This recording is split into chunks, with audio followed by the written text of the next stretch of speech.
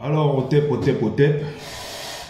bienvenue sur la page de Bertie le Kamit, l'imperturbable négro-thérapeute, défenseur des causes justes qui avancent malgré les vents contraires, en espérant que la courte vidéo vous plaira. Vie, force, santé à vous, pluie de bénédictions ancestrales.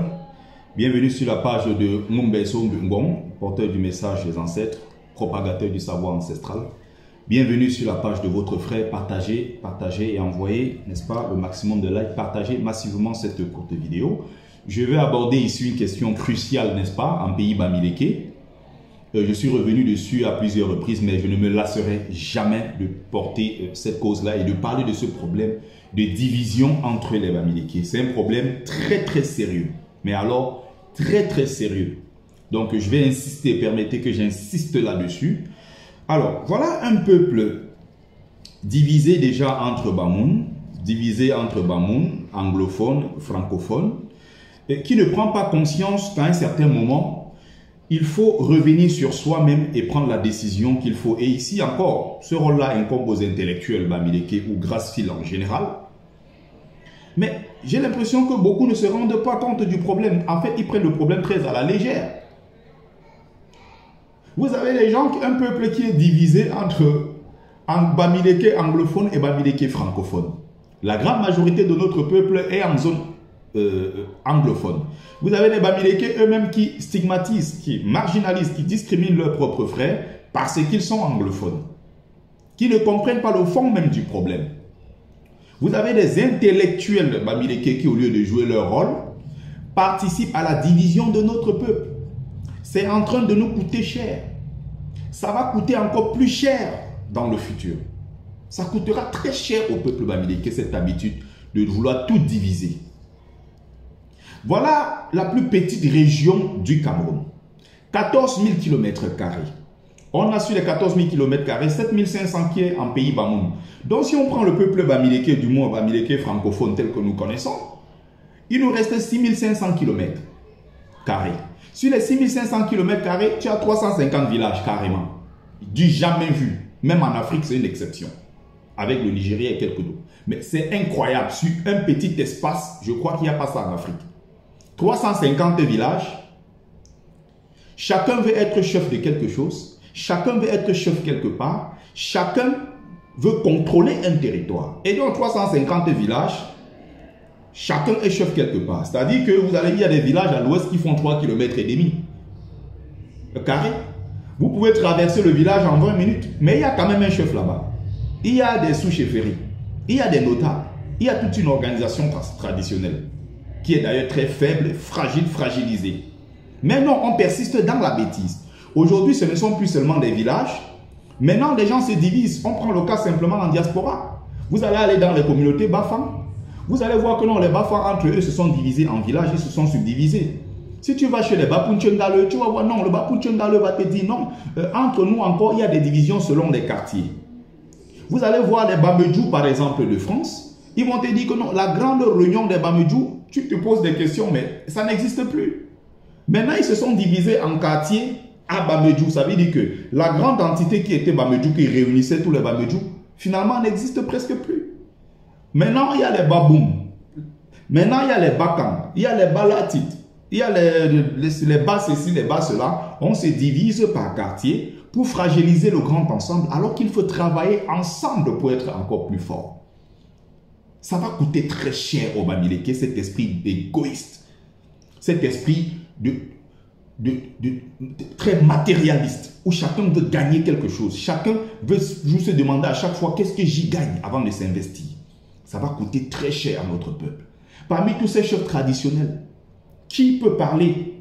Incapables tous de parler d'une seule voix. On peut regarder par exemple un pays Bamoun, Tika et autres. Non, on a quand même des représentants dans cette partie-là qui peuvent parler d'une seule voix et représenter tout un peuple. Mais non, vous avez un pays bamileke, 350 villages, chacun qui parle sa langue.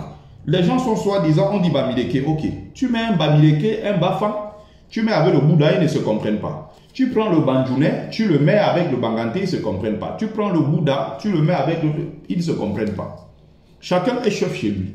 Chacun veut être chef de quelque chose. Chacun veut diriger quelque chose. Résultat, ça donne tous ces désordres qu'on voit. Des intellectuels dans le désordre, Les hommes d'affaires, chacun divisé, ils sont dans des concurrences complètement inutiles. Chacun se lutte, n'est-ce pas? Les gens luttent pour se positionner au RDPC. Chacun lutte contre ses frères du village. On prend les terres des gens, on prend les femmes des gens, on gâte, on détruit, tout simplement parce qu'on veut plaire au RDPC qui est basé à Yaoundé. On veut plaire au pouvoir centralisé.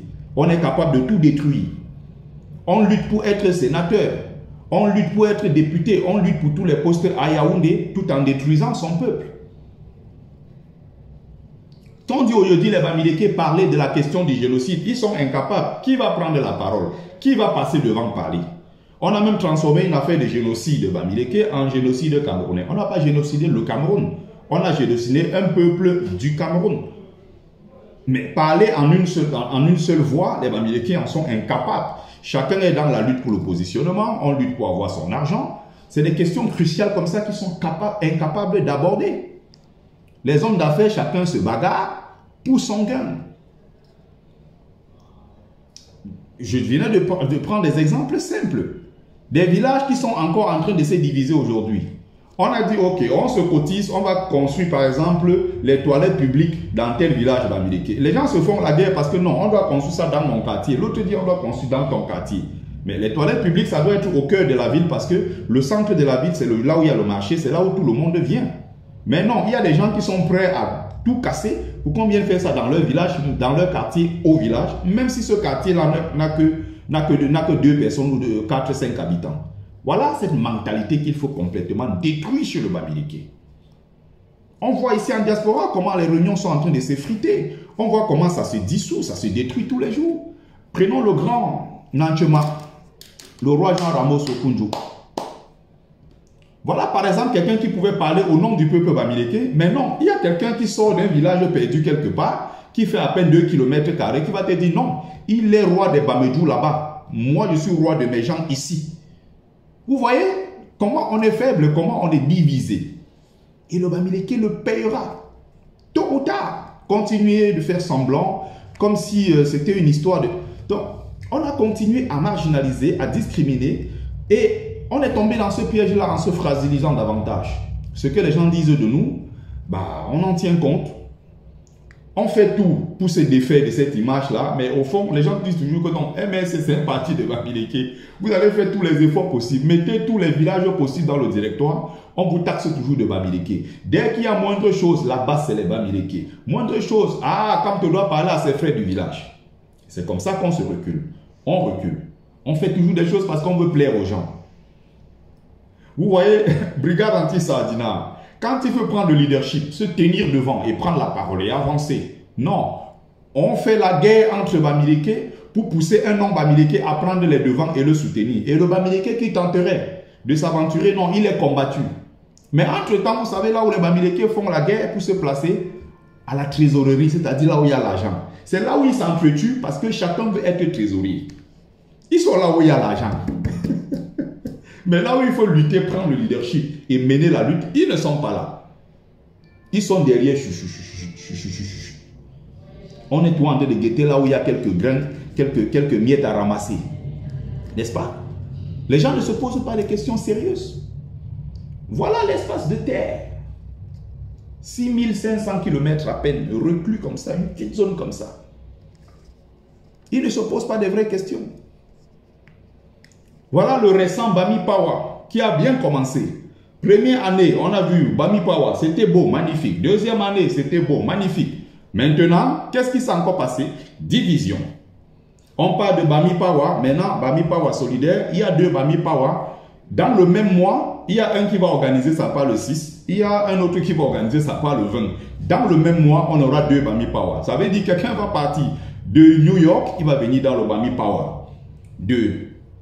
Du 6, il va rentrer chez lui, il va reprendre encore le vol pour revenir dans le Bami Pawa qui se tiendra le 20. Et j'avais déjà prévenu il y a 2 ans ici que le Bami Pawa allait se diviser. Voilà déjà le résultat, on est à 2 Bami Pawa. Après on va passer à 3, 4, 5 Bami Pawa différents. Et on sera toujours dans le même problème, on recommence toujours là où on était. Maintenant ça va devenir Bami Pawa des Bafang et Bami Pawa des Bangante. Et c'est ce qui est en train de se passer au moment où je suis en train de parler. C'est Moumbeso qui est en train de vous parler. Parce que nous, on observe ces choses-là de très près. Nous ne faisons que informer notre peuple. Donc, pour ceux qui font semblant de ne pas comprendre, c'est un problème qui va nous rattraper, qui est même déjà en train de faire des effets, mais l'effet dévastateur se voit. Ceux qui ne veulent pas comprendre ça, qui font des choses parce qu'ils veulent faire plaisir aux autres, comme on voit beaucoup aujourd'hui qui ont peur de dire que non, ils sont du MLC parce qu'ils sont bamiliques. On va les appuyer. Oh, tu as rejoint le frère du village Kamto. Oh, il panique. Il panique. Il est prêt à aller de l'autre côté pour faire plaisir aux gens et juste pour leur montrer que non, nous, on n'est pas nous avec le frère du village. Les choses là, nous, on n'est pas nous dedans. Donc, je faisais cette courte vidéo. Il y a tellement de choses à dire pour attirer encore l'attention. Et merci d'avoir pris le temps de m'écouter. Je vous prie de partager massivement. C'est un message puissant que je voulais passer. Merci, c'était votre frère Bertie Le Kamit, l'imperturbable négro-thérapeute, défenseur des causes justes qui avance malgré les vents contraires. En espérant que ça vous a plu, vie, force, santé à vous, pluie des bénédictions ancestrales, partagez massivement, partagez massivement. Merci, au tête, au tête, au tête.